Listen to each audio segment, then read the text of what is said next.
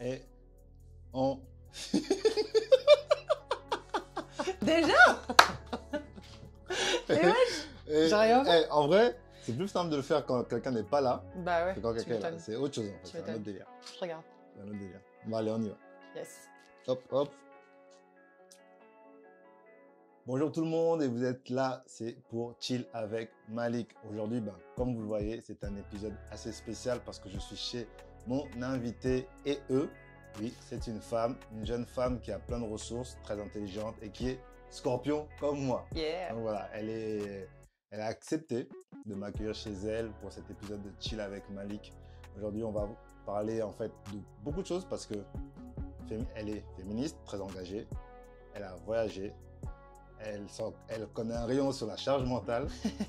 En tout cas, sans plus tarder, je dis bonjour à Apolline. Salut. Salut tout le monde. Alors Apolline, comme avec les autres, est-ce que tu peux te décrire en 3 mots? 3 mots, putain. 3 mots, c'est galère. On va dire dynamique, Ouais. déterminé et drôle. Excessivement drôle. En tout cas, j'aimerais bien. J'aime bien me laisser croire que je le suis, en tout cas. Ok. Ah, mais c'est bien. Faut croire en soi. Exactement. N'est-ce pas? Faut croire en soi.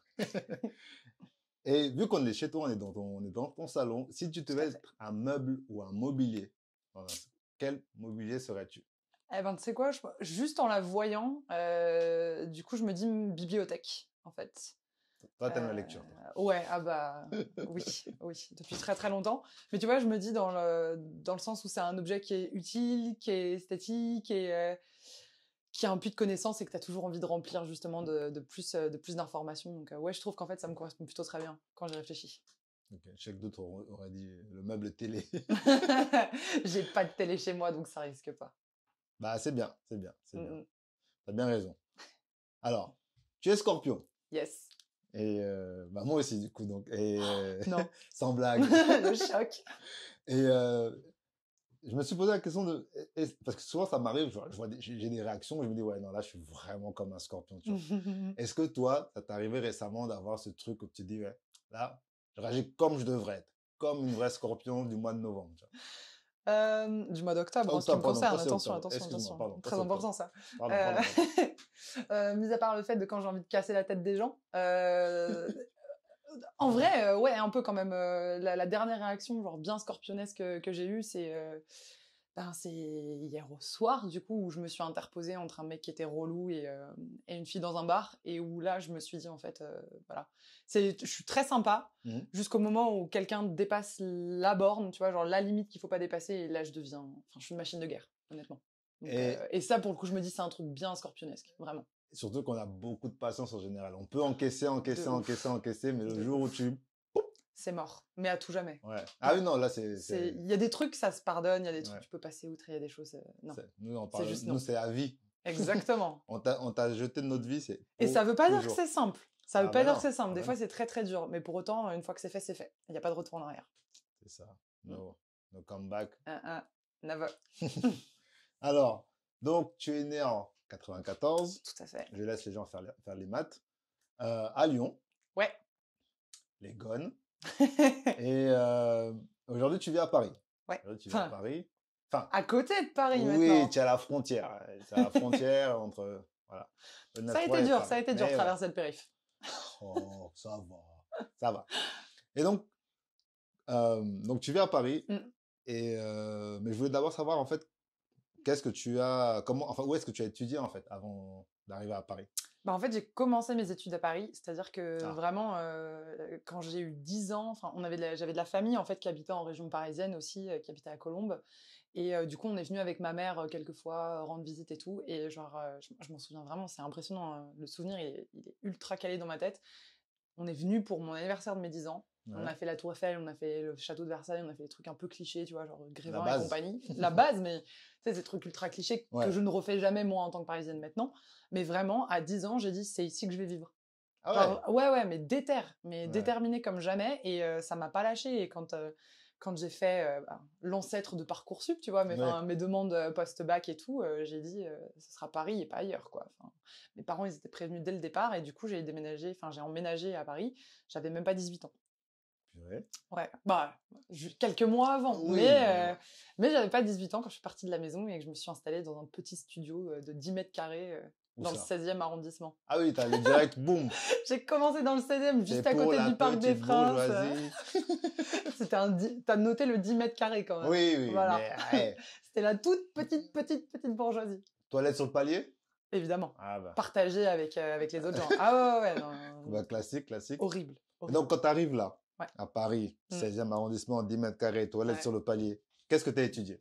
Je suis venue étudier le droit et les sciences politiques. Oh. Ouais, et pareil, ça faisait partie de ces trucs, c'était sûr, ça faisait longtemps que je me disais, en gros, c'était dans ma vie, toute ma vie, j'ai voulu être soit journaliste, soit avocate. Ouais. Bon, finalement, je suis aucun des deux, mais...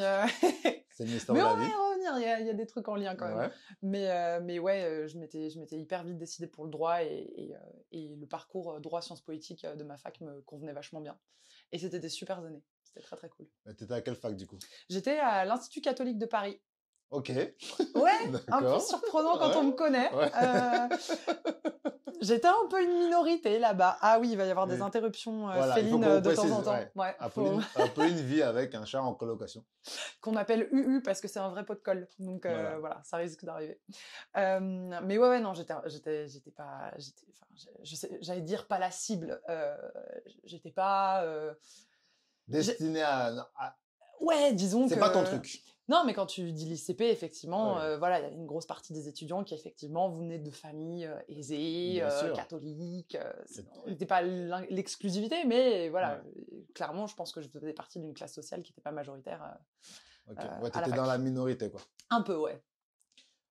Après, vu la fac, oui, ça se comprend. Clairement. Mais c'était très chouette. Comment t'as vécu ça alors? Est-ce qu'il y avait est-ce que la différence se sentait vraiment? Est-ce que ils te faisaient sentir que tu n'étais pas de leur caste?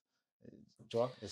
Non, je pense que c'était beaucoup plus, j'allais dire vicieux, mais c'était pas si vicieux que ça, c'était plus subtil que ça en tout cas, mais tu vois, je me rends compte que les personnes avec qui j'ai vraiment lié des liens d'amitié extrêmement forts, des personnes qui sont toujours mes amies et des très très bonnes amies, principalement des femmes, donc d'où mon accord, c'est des personnes qui effectivement ont un schéma familial ou un parcours de vie ou une situation sociale qui est quand même relativement proche de la mienne, tu vois. C'est pas des gens qui ont énormément d'argent, c'est pas des gens qui viennent d'une famille extrêmement aisée, tu vois, genre avec des propriétés partout et tout, des maisons de campagne, mais exactement, des maisons de campagne et des châteaux.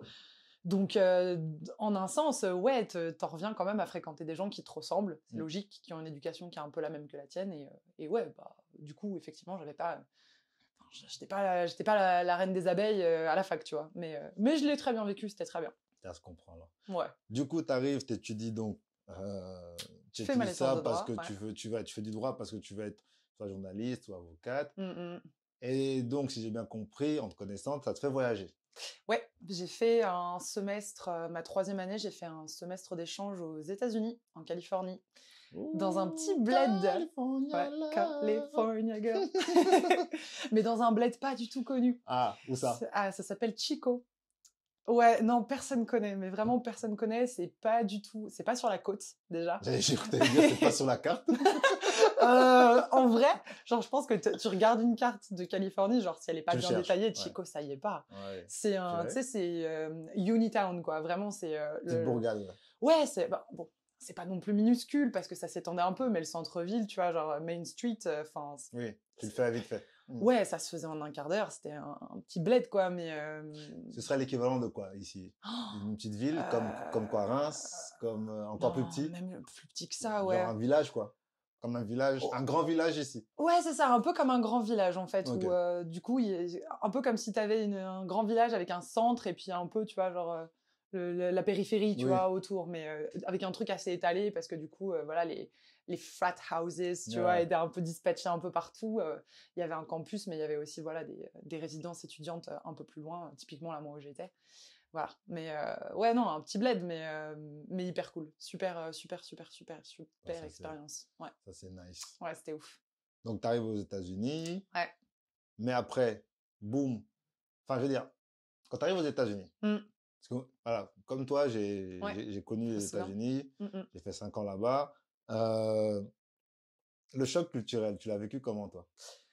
Après, moi, j'ai fait 5 mois, hein, donc Oui. je veux dire, je suis pas restée aussi longtemps. Mais quand même, hein, c'est pas mal, il y a 5 mois pour voir un peu. Ouais, ouais, ouais, ouais. Ouais, non, il y avait des codes assez différents quand même sur le rapport aux profs, par exemple. Ouais, Surtout moi ouais. dans la fac où j'étais, tu vois, où c'était quand même des juristes, enfin des gens qui avaient des positions, voilà, parfois des magistrats, tu vois, Mm. genre il y avait un mec qui c'était un magistrat, je crois qu'il avait bossé au Conseil constitutionnel, enfin, Ah oui, d'accord. tu vois, genre les mecs qui sont un peu des pointures, Bien donc ça sûr. impose forcément une forme de hiérarchie, enfin, voilà, t'as une considération pour eux qui fait que tu t'adresses à eux d'une certaine manière. Et puis tu arrives aux États-Unis et bon, il n'y a pas le tutoiement en anglais, mais tu sens que c'est tout comme, Mm. enfin, moi, un de mes profs préférés, voilà, enfin, tu l'appelles Michael, tu vois, enfin, Ouais, au quotidien, tu communiques avec lui comme ça, il te fait des cheers, tu vois, des machins, enfin, ouais. des trucs hyper. Enfin, c'est hyper familier, hyper Ouais. friendly, et ça, c'est vrai que c'est un rapport différent, mais du coup, ça te met aussi dans une dynamique différente vis-à-vis de tes études. T'as vachement moins de cours.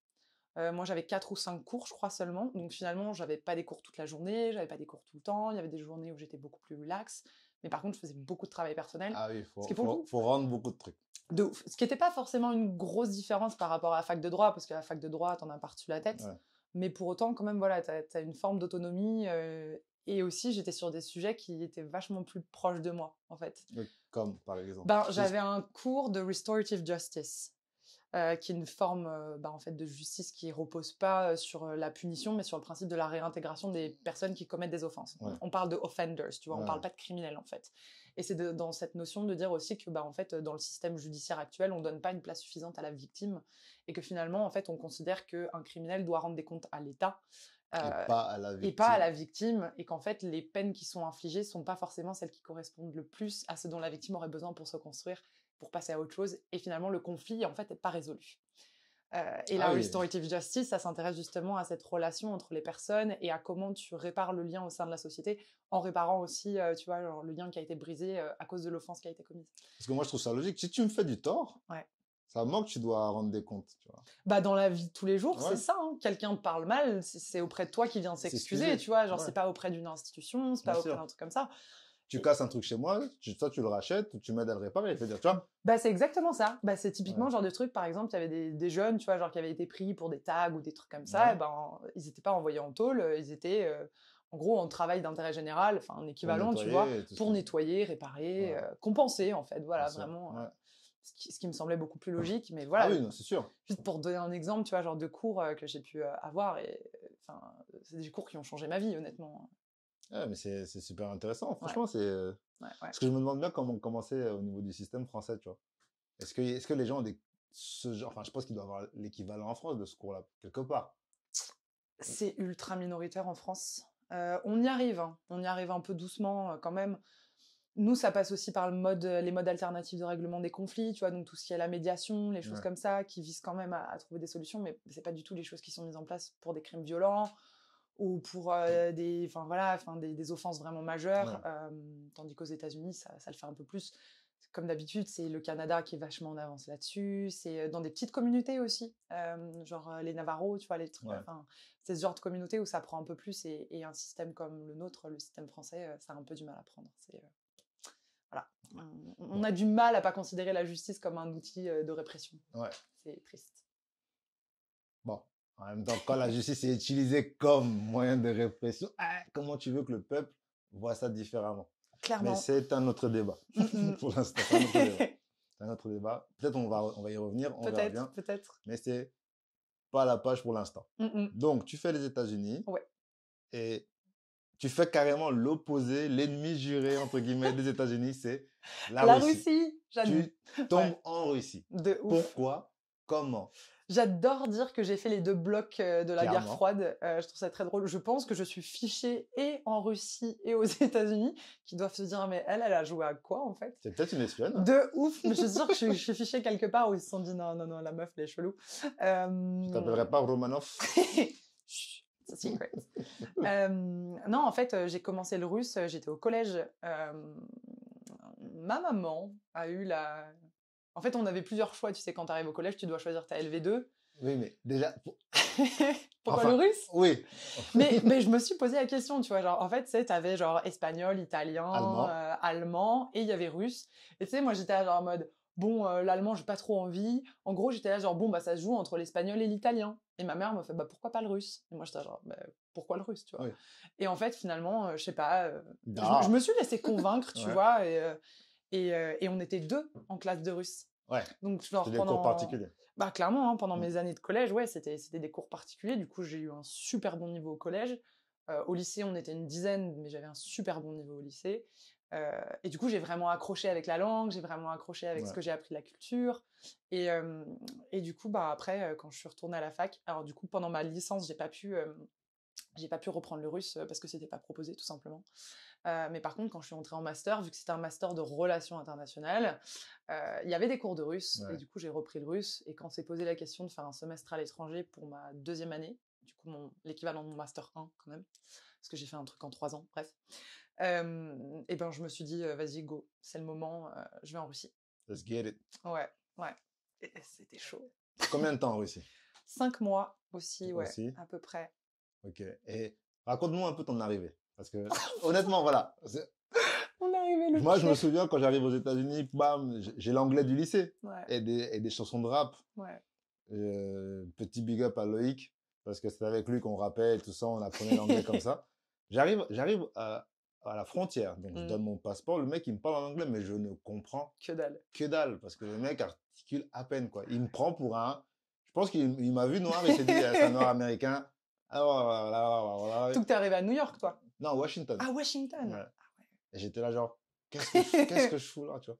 Genre, je fais demi-tour tout de suite Ouais, ou... ouais. Parce que monsieur, je comprends pas, ça se trouve, j'ai coché la case, je suis terroriste, tu vois, j'en sais rien. Tu vois. J'étais paniqué, moi. Imagine un peu. J'ai mis quoi sur mon Insta déjà? Ouais. Et c'était flippant, tu vois. Franchement, à ce Normal. moment-là, c'est le moment où j'ai le plus flippé. Je me suis dit, Ouais. putain, si je passe pas là, je rentre, je repars, tu vois. Ah, de ouf. Donc toi, ça s'est passé comment alors? Euh, une horreur. Mes premières semaines en Russie. J'ai eu toutes les galères que tu peux imaginer. C'est-à-dire que je suis arrivée à l'aéroport, ma foi, ça s'est pas trop mal passé. Puis j'étais dans le stress et tout. Je me suis dit, vas-y, je prends un taxi. Je me suis fait arnaquer. Mais Ah, arnaqué de mince. ouf. C'est-à-dire que j'ai payé, j'ai fait le calcul après, mais tu sais, comme je venais d'arriver, j'avais Ouais. pas encore la valeur de l'argent, des roubles et tout, par rapport aux euros. J'ai payé genre, je crois, 100 balles de taxi. Ce qui est, pour un trajet qui est un peu long, tu vois, mais la Russie, c'est pas la France, tu vois. Peut-être que tu payes 50 balles pour aller à l'aéroport à Ouais. Paris. À Moscou, tu payes l'équivalent de 10-15 balles, en fait. Enfin, Et toi, t'as payé 100 balles. mais moi, j'ai payé 100 balles. Donc déjà, tu te fais arnaquer. Donc déjà, genre, quand tu te rends compte de ça, t'as bien les boules. Ah bon. Ensuite, je suis arrivée à l'université, il y avait rien d'indiqué. Donc du coup, le chauffeur taxi qui venait de m'arnaquer me parlait en russe et m'engueulait à moitié parce que je savais pas où j'allais, mais en fait, j'avais eu aucune information parce que genre le Student Foreign Office, tu vois, ils étaient complètement à la ramasse. J'arrive dans l'endroit, je suis toute seule, ma coloc est pas encore arrivée, tu vois, donc déjà, genre, je suis pas bien. Finalement, je finis par me faire pote avec des Français. Quelques jours plus tard, on sort en soirée. On fait tout ce que des Français Oui. expats en Russie font, donc on boit vachement, de la vodka, des shots, des machins, des trucs comme ça. Et je perds ou je me fais voler mon portefeuille. Ouais, Ça faisait même pas une semaine que j'étais sur place, je venais déjà de me faire tirer mon portefeuille avec passeport. Non, heureusement. Heureusement, il tenait pas dedans. Mais avec ma carte bleue. Ah, Et il fallait que mince. je règle mon loyer juste après. Ouais. Donc ça a été une grosse galère, il a fallu que mon père me fasse des Western Union. Heureusement, j'étais avec une fille qui était dans ma promo et du coup, elle m'a filé une carte bleue. Merci Maude. Mais j'ai fini par m'en sortir. Et dans la foulée, je me rends compte que en fait, mon visa sera divisé en 2 fois pour 5 mois. Et donc du coup, qu'il va falloir que je donne mon passeport pendant genre 2 ou 3 semaines. Et que du coup, le voyage à Saint-Pétersbourg que j'avais prévu de faire tombe à l'eau parce que j'ai pas d'autres moyens de prouver mon Ouais. identité et j'en ai besoin pour prendre le train. Et en plus de ça, j'avais prévu un voyage en Ukraine pour voir une copine, et c'est au moment où ils ferment les frontières avec la Biélorussie, et du coup, je ne peux pas faire le transit que j'étais censée faire en Biélorussie. Juste, même dans l'aéroport, hein, qui est censé être une zone Ouais. internationale, tu vois. Je peux pas faire ça, donc je suis obligée de racheter un vol en Ouais. passant par Latvia. Comment c'est la DIA déjà? Lettonie. Ouais, voilà. Donc je suis obligée de faire un détour. Donc vraiment, enfin, et ça sur une durée d'1 mois. Le délire. Une galère. J'ai cru que Le j'allais crever. Il faisait délire. froid, genre il faisait -20, il faisait un temps de merde. J'étais là, genre, là pour le coup, je me suis vraiment dit, mais qu'est-ce que Quelle je fous là? idée. Ouais. Qu'est-ce que je fous là? Un Ouais. enfer. Puis bon, après ça s'est mieux passé. Mais Ouais. c'est quoi cette histoire de visa que tu dois...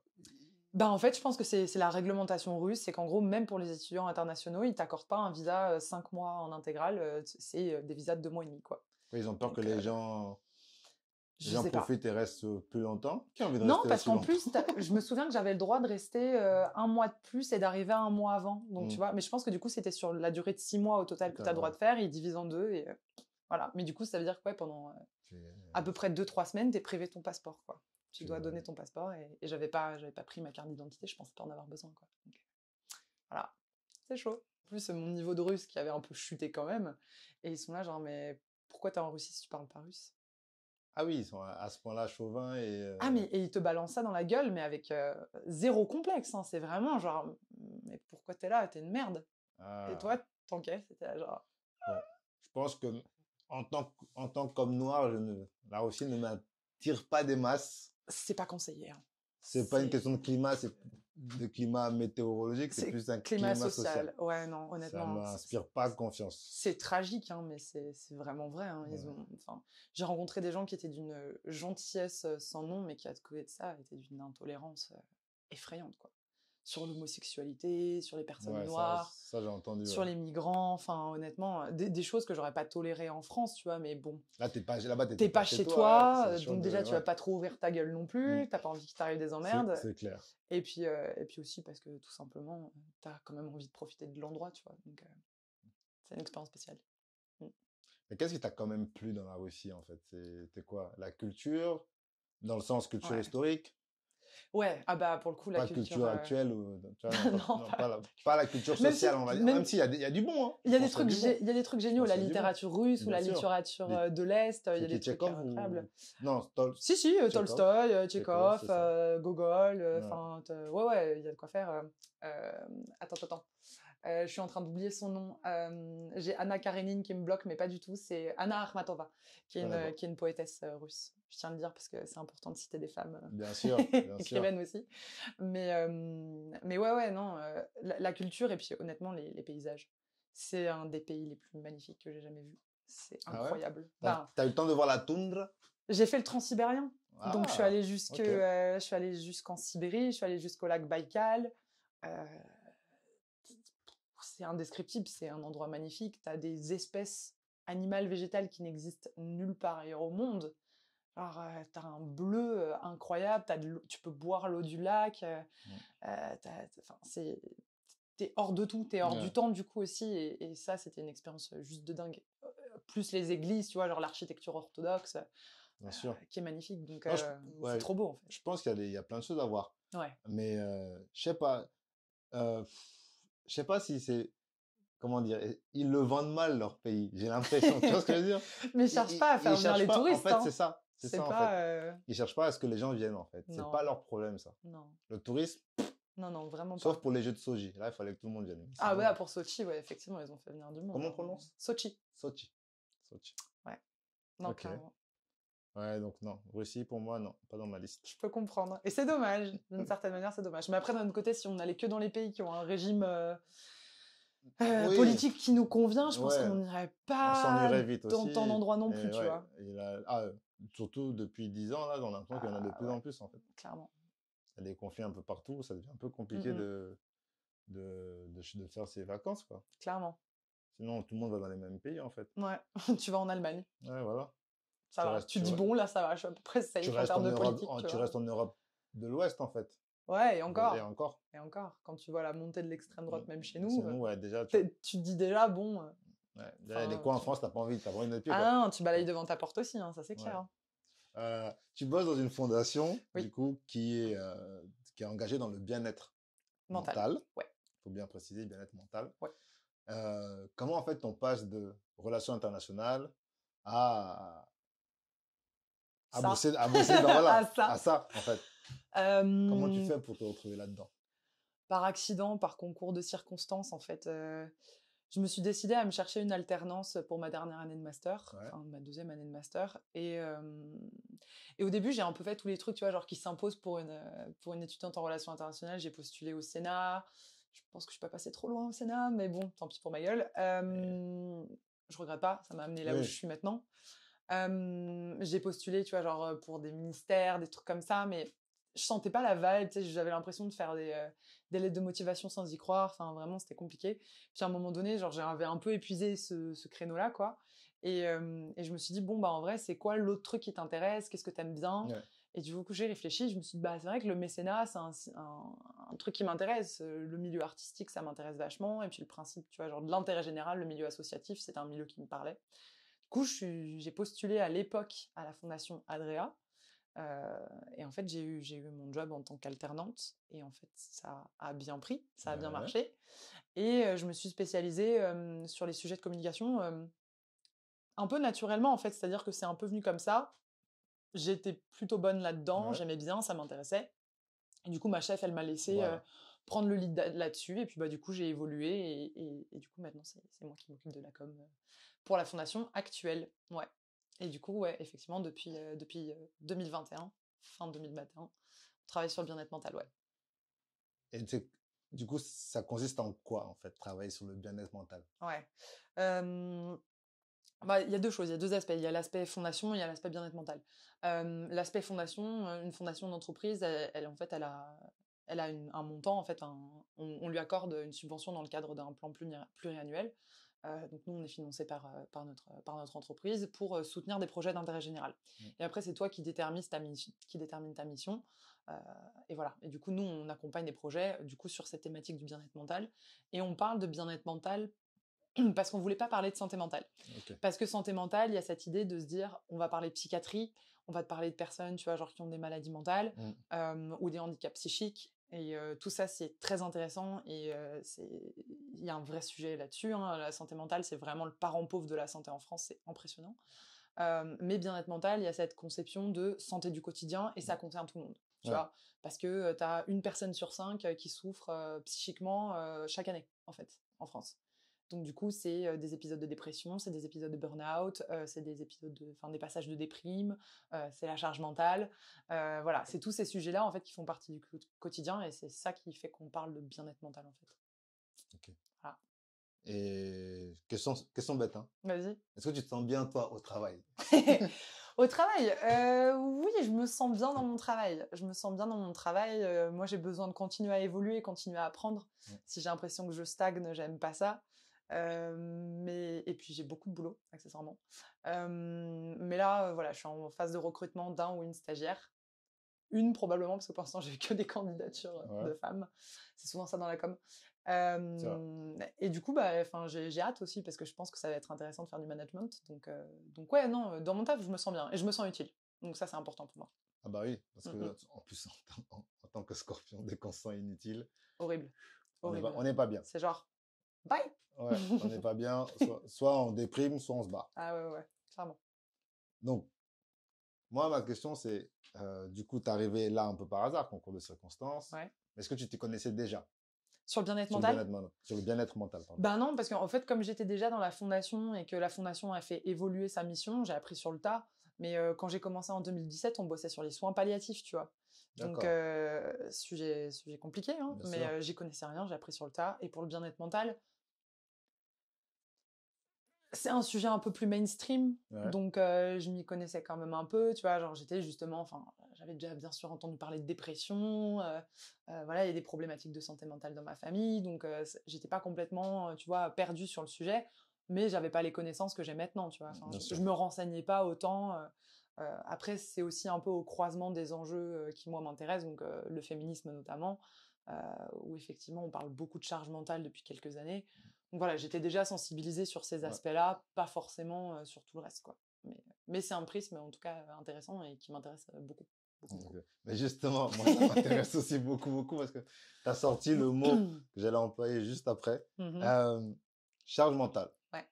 Pourquoi j'aimerais qu'on en parle?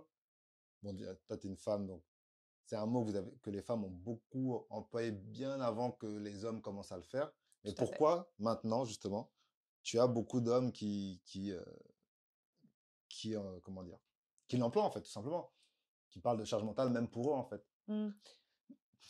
Est-ce que, est-ce qu'ils sont légitimes de l'employer, selon toi, ou c'est un peu bah, si elles le font, bah, moi aussi. Tu vois ce que je veux dire? Ouais, je vois ce que tu veux dire. Je vais te dire un peu des 2 en Mm. fait. Ça dépend comment tu considères la charge mentale. Parce que la charge mentale, quand elle est arrivée dans l'espace public, tu vois, genre dans la communication, dans les médias et tout, Ouais, on en parlait vraiment comme en fait, la conséquence de la double vie des femmes, en fait. ouais, C'est-à-dire les femmes travaillent maintenant extrêmement majoritairement, et elles gèrent aussi à côté de ça la vie à la maison, tu vois? Genre, quand il y a des enfants, elles gèrent les enfants, quand il y a les tâches ménagères, elles gèrent les tâches ménagères.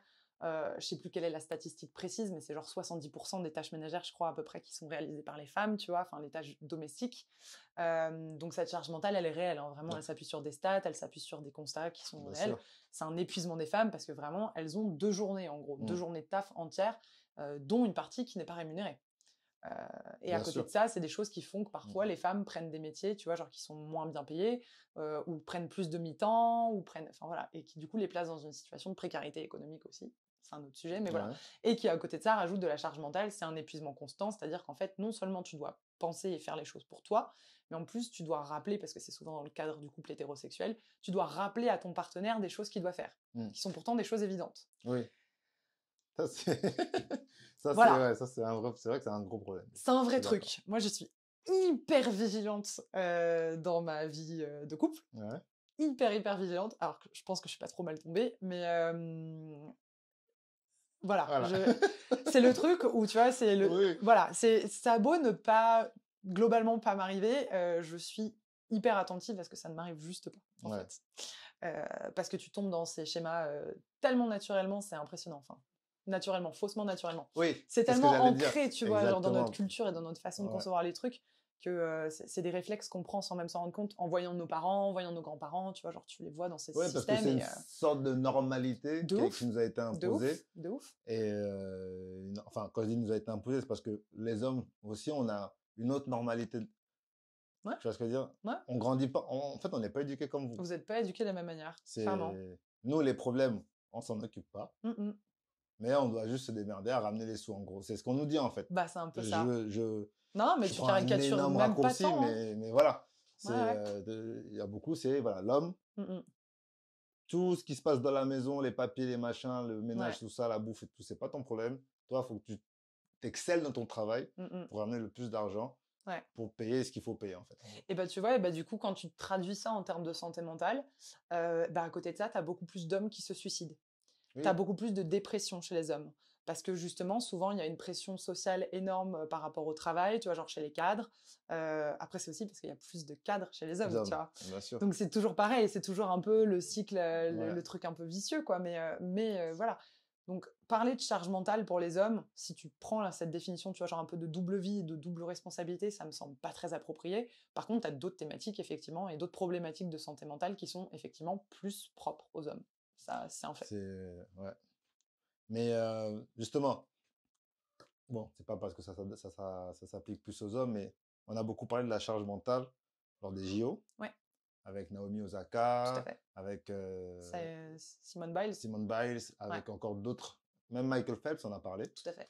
Et en fait, pourquoi tout d'un coup, pourquoi tu penses tout d'un coup que ils se sont entre guillemets, voilà, pas réveillés, mais ils ont décidé, bon, là on en a marre, faut qu'on en parle, Mm. et on est prêt à prendre des décisions, quitte à abandonner des compétitions, mais on n'en peut plus. Mais c'est toujours un peu pareil, tu vois, c'est-à-dire qu'il y a un moment donné où, tu sais, moi je vois ça un peu comme un ballon de baudruche, tu vois, Mm. c'est-à-dire que au bout d'un moment ça gonfle, ça gonfle, ça gonfle, ça gonfle, et puis à un moment ça explose, et du coup t'as tout l'air qui sort et qui s'engouffre dans la brèche en fait. Et ce qu'a fait Naomi, Naomi, ouais, c'est ça. Naomi Osaka, c'est exactement ça en fait. C'est vraiment, elle a été la première à mettre l'aiguille, à piquer, tu vois, genre le ballon et à dire genre, bah en fait, là ce qu'on nous demande c'est énorme, c'est trop, et Mm. elle a pris cher hein, derrière. Malheureusement. Dans la presse où ouais parce qu'en gros il disait non mais elle est bien gentille mais c'est son taf en fait de Mm. faire ça. Euh, d'une partie oui, et en même temps tu vois quand quelqu'un fait un burn-out dans son taf, bon il y a de la stigmatisation, mais les gens peuvent comprendre, tu vois, et là parce que c'est une personnalité publique c'était beaucoup moins bien pris, c'était beaucoup moins accepté.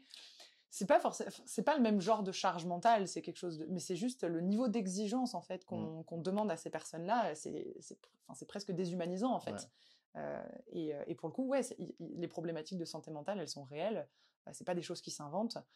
Donc ouais, c'est normal en fait que les gens aient commencé à en parler. C'est juste qu'avant c'était un immense tabou, mais parce que la santé mentale c'est un immense tabou. Ah oui, oui. À partir du moment où tu dis j'ai des difficultés, je suis en souffrance psychique, soit tu as l'impression de passer pour quelqu'un de faible, Ouais.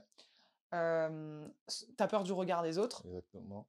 et quand tu es une personnalité publique, en plus de ça, tu sais que tu vas te prendre un backlash médiatique derrière. Ouais. Voilà.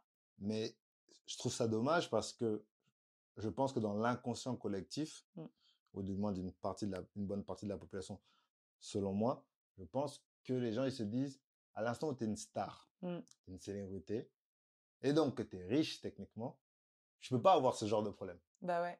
C'est-à-dire que pour beaucoup de gens, ils pensent que être riche enlève en fait c'est la dépression, enlève. En fait, tu peux pas me dire que tu es dépressif parce que tu es millionnaire. Tu vois, pour certaines personnes, ça c'est pas possible. Là où je vais être un peu en accord avec ça, c'est que quand tu regardes la prise en charge des psychologues, des psychiatres, des thérapeutes, ils ont les moyens de.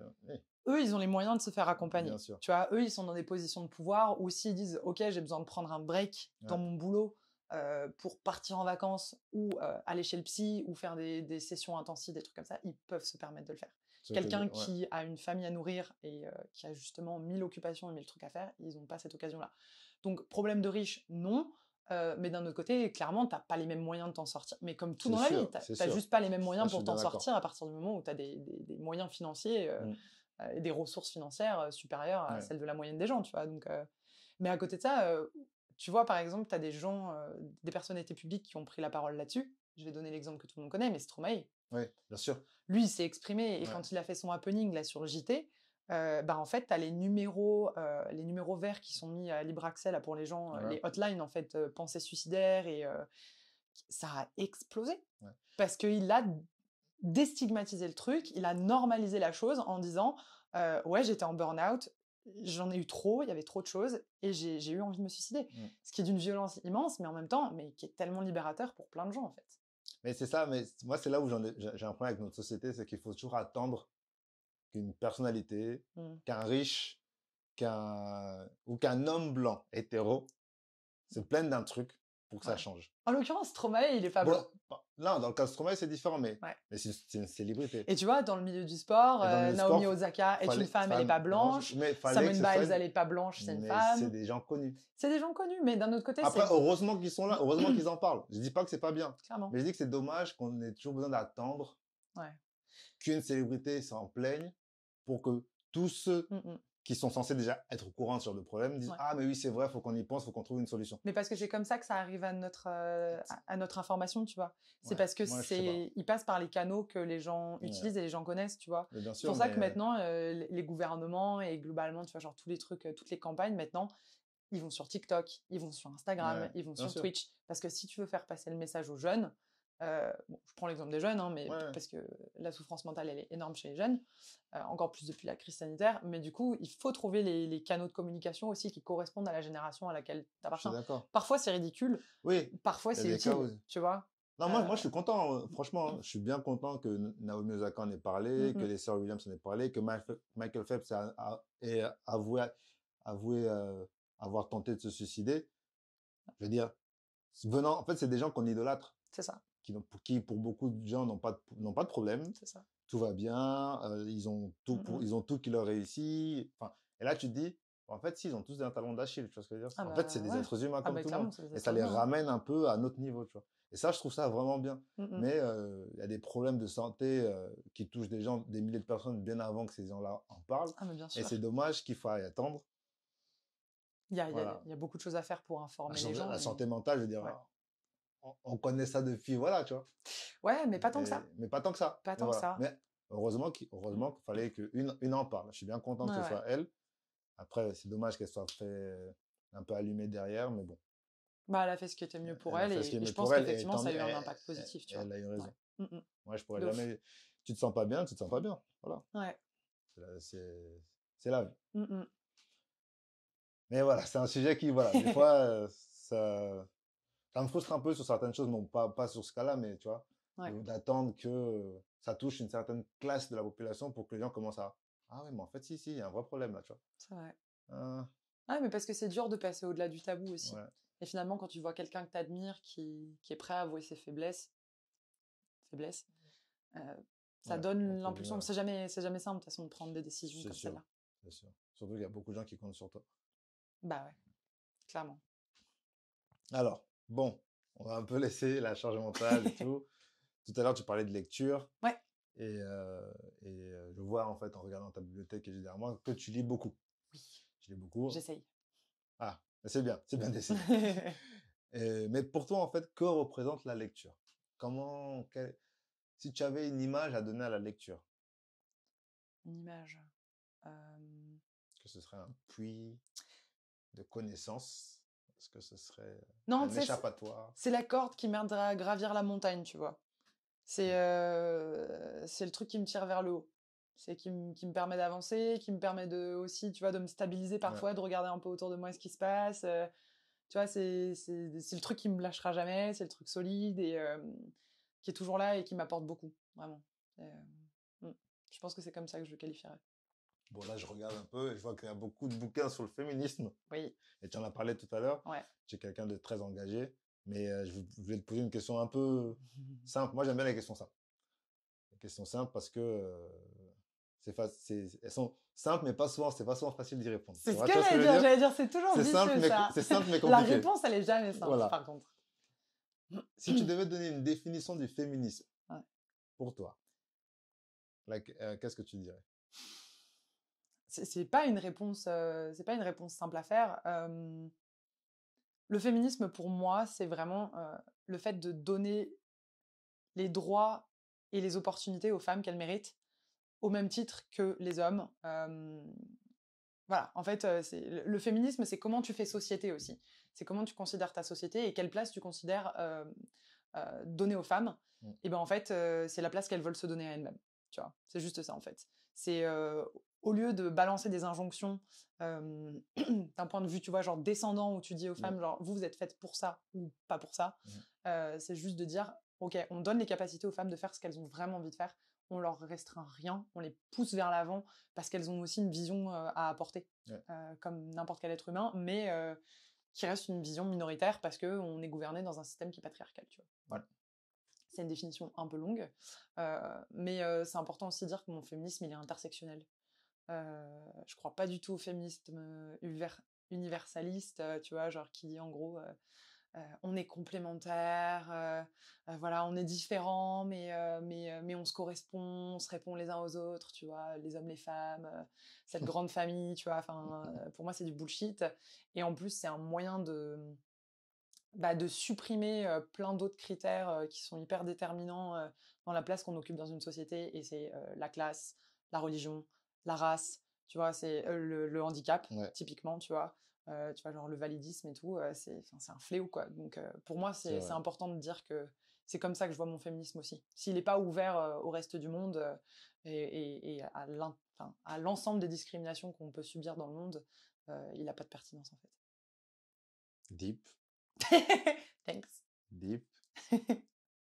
Mais du coup, je reprends ta définition où tu dis que c'est donner, entre guillemets, laisser les femmes, parce que donner, ça veut encore dire qu'on vous donne l'information. Tout à fait, t'as raison. C'est laisser les femmes faire ce qu'elles ont envie de faire. Mais pourquoi tu penses que certains, surtout les hommes surtout, ont cette impression, je vais dire ça comme ça, hein, mais pardonnez-moi si je n'utilise pas les bons mots, mais pourquoi certains hommes ont cette impression le féminisme cherche à leur enlever quelque chose? Qu'est-ce qu'ils ont peur de perdre selon toi? Mais ils ont raison, hein, en un sens. Parce que quand tu es dans une position de privilège, si quelqu'un vient pour te retirer ton privilège, on te retire effectivement quelque chose. Tu sais, des fois, il y a les féministes de l'eau tiède, tu vois, qui disent en gros, non mais ouais, les hommes, les femmes... oups, j'ai touché mon micro. Les hommes, les femmes, on est engagés dans un combat ensemble, on mène la lutte ensemble. C'est pas vrai. Factuellement, les hommes ont des positions de pouvoir, ils ont des situations de privilège, ils ont accès à des ressources, à des à des canaux, tu vois, genre auxquels les femmes n'ont pas accès.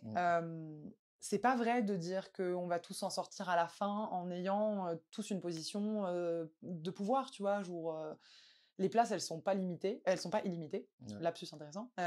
Les places, elles sont pas illimitées et au bout d'un moment, si les femmes veulent prendre une de ces places, eh ben elles vont le prendre à un homme. Ouais. Mais c'est pas grave.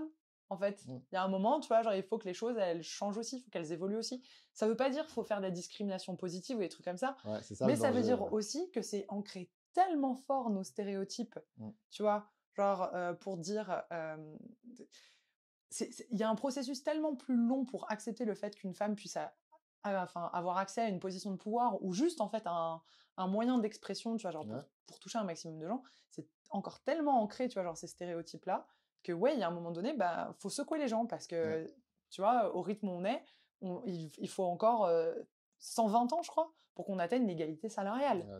Tu vois, c'est abusé. c'est aberrant. C'est aberrant, tu vois. Enfin, donc, à un moment donné, faut pas croire qu'on peut juste laisser le cours des choses et que tout va bien se passer. Non, à un moment donné, il faut secouer le pommier aussi, tu vois, genre, si tu veux récupérer les pommes. C'est pas possible autrement, en fait.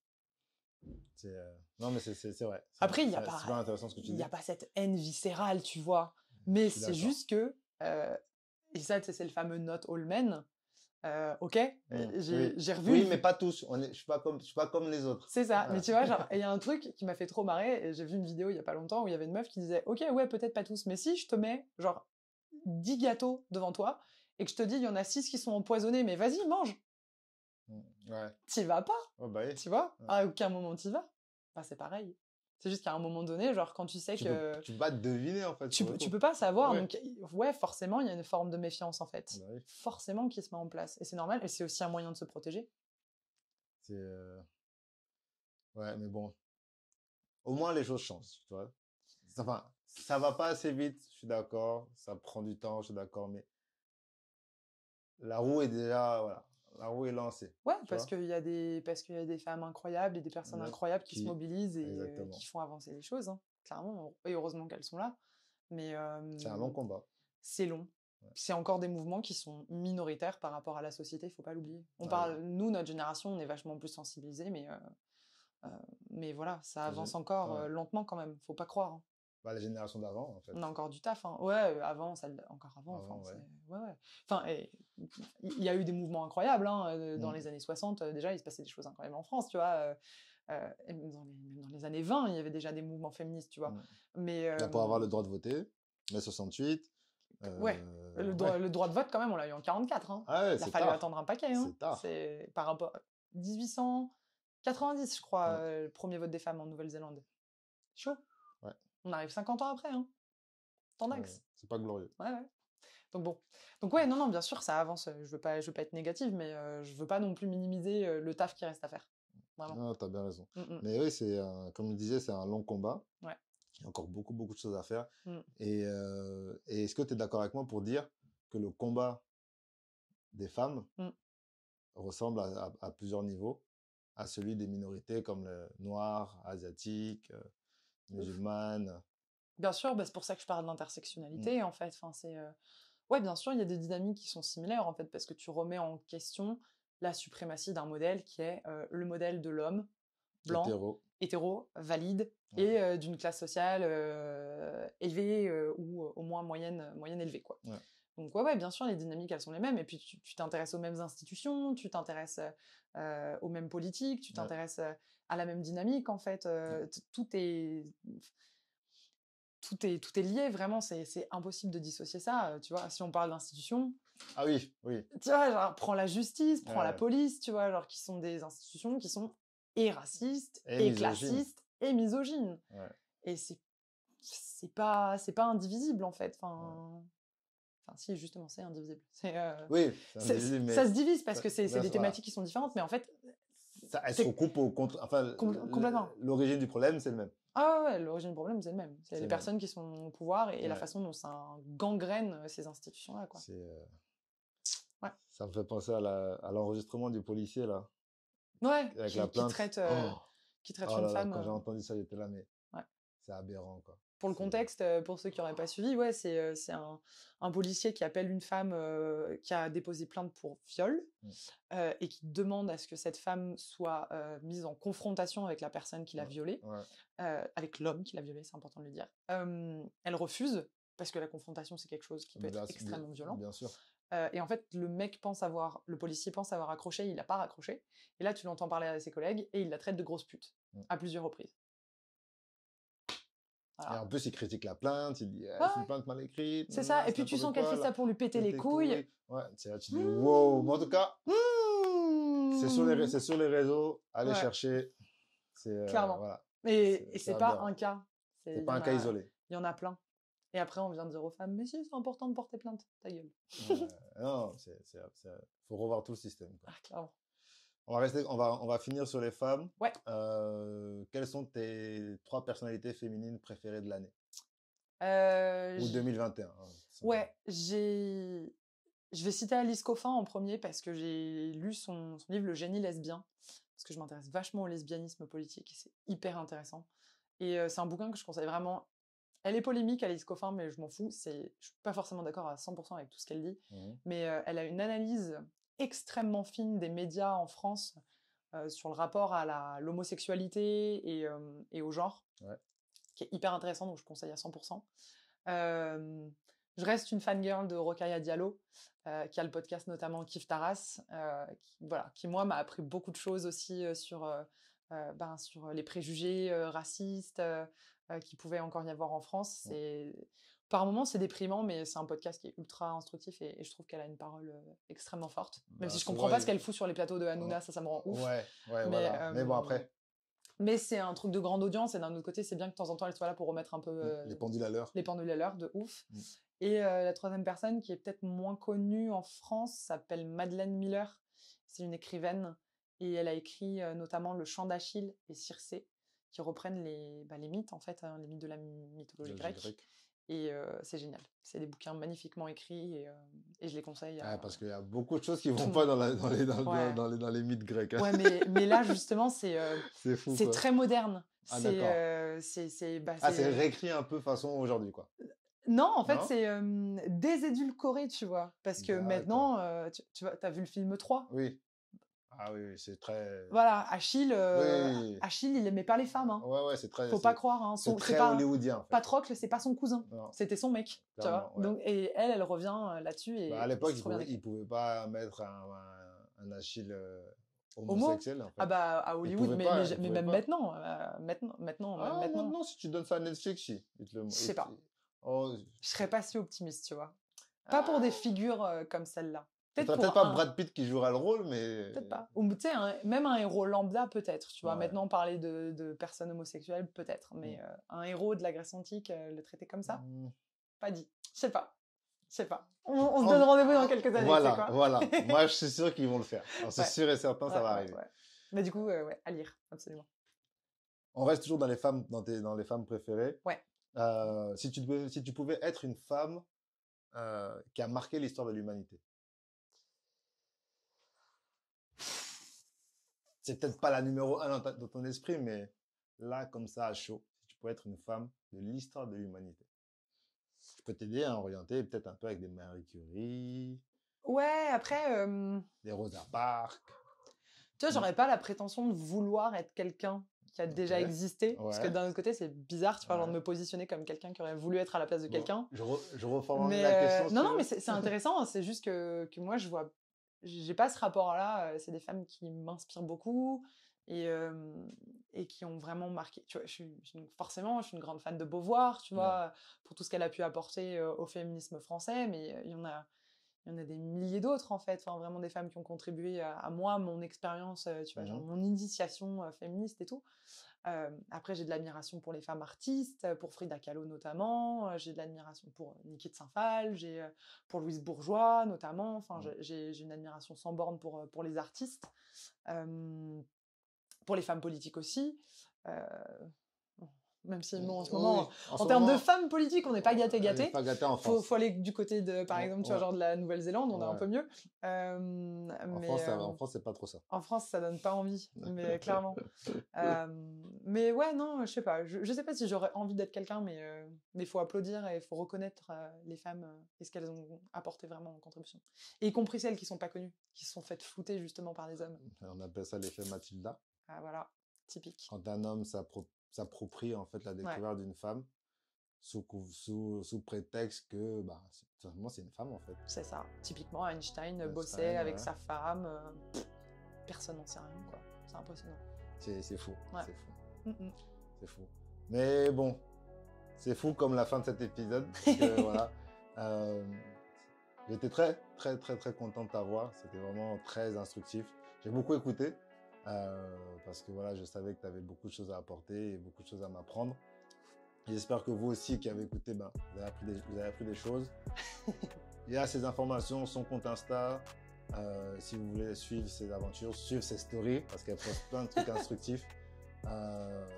C'est une amie, c'est la témoin de mon mariage. C'est une sœur d'une autre mère. J'aime l'amour. Et puis c'est une sœur scorpion aussi. Yes. Donc voilà, represent. Bomboclat. Mot dont j'ai appris la signification aujourd'hui. Oui, vous ne répétez pas. Non, je me sens tellement vieille. Ne répétez pas. Tout ce que je peux vous dire, c'est abonnez-vous sur la chaîne YouTube, écoutez le podcast sur toutes les plateformes de streaming, sur celles que vous aimez, que ce soit Spotify, Apple, Google, comme vous voulez. Mais donnez-nous de la force pour qu'on puisse faire d'autres épisodes de podcast comme ça. En tout cas, soyez sûrs qu'Apolline reviendra. Yeah. Et pour plus de discussions super intéressantes. Ouais. Merci à toi ton accueil. Il n'y a pas de quoi. Merci à toi d'avoir accepté, surtout l'invitation. Avec plaisir. Je vous dis ciao, ciao. Restez chill.